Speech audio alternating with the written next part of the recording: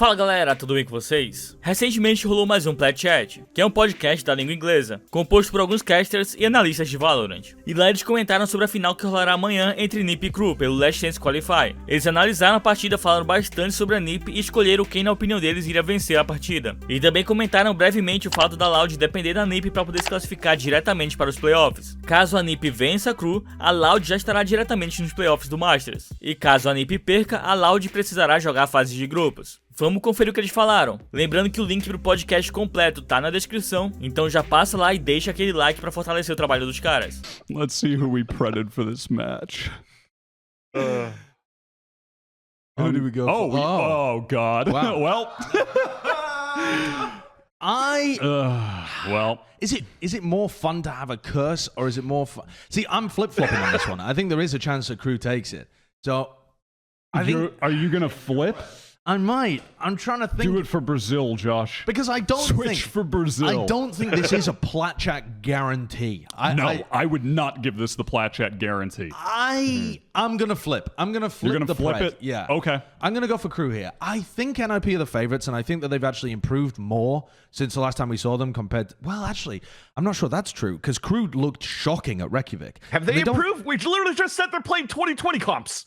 No, Crew aren't playing 2020 comps. I was talking about the APAC teams. Crew have played a lot of Fade. They're playing a lot of Raze. Like they were playing fucking Phoenix on Haven at Reykjavik. Fans, they were living in 2020. Genuinely, they have improved that aspect of their game. And when I was watching the game against Leviathan, they had some interesting like bonus round ideas, pistol round ideas, defensive setups, and like they were. Klaus had some good calls at times. Mazzino's still playing god tier Valorant, but then it felt like they gave up at some point in the match. It really did. What, They didn't have owner to bring them back mentally. I mean, maybe. They mentally crumbled. They used to talk about the fact that Crew were a bit of a weak mental team. Yeah. And that was why Owner had to do that kind of stuff. I mean, I don't know whether they've regressed back to their old ways, but I've seen the good stuff from Crew. I know they have it in them, but I just don't know if they can do it over the course of a series. I'll take a punt, though. I'll take a punt. Okay. I think that's very reasonable. I definitely don't think this is the Plat Chat guarantee. I think NiP are overall playing well. I appreciate that they are certainly experimenting and trying to push their play forward through, kind of integrating not just meta ideas, but like trying to come up with new ideas. And then sometimes they might be doing it too far. What's Yeah, better? Brent, you got something to say about that, Where right? the problem may What would you lie for prefer? them. Because there are some maps, they are running Bren's Icebox comp. Yeah, what would you prefer, the John Rayner or the John Neon?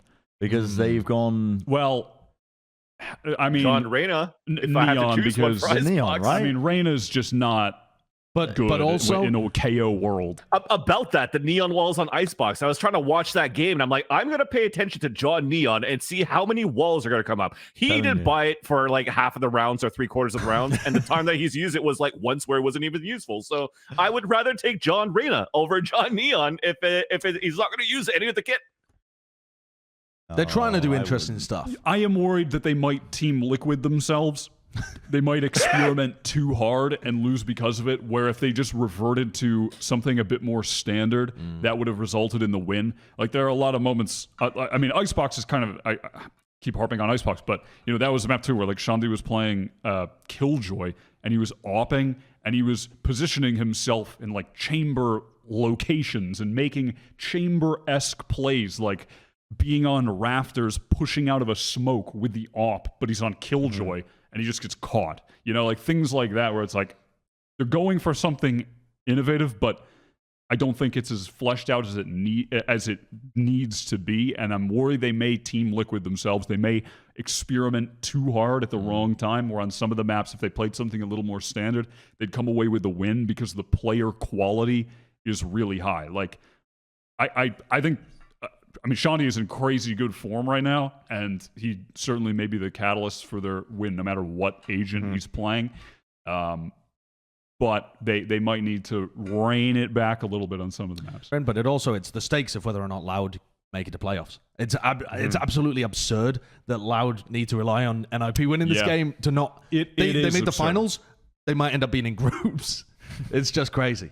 It's Yeah. crazy. And I mean, unlike Optic, they won every game since. They didn't drop a map. They haven't lost a map since. Like, Optic actually lost the finals, so they're in groups, but there's just no reason for them to be there. Yeah. It is a little bit silly. Mas e aí, qual a sua opinião sobre tudo isso? Já deixa aí nos comentários, deixa também aquele like, se inscreve no canal pra não perder nada. Aquele abraço, até o próximo vídeo.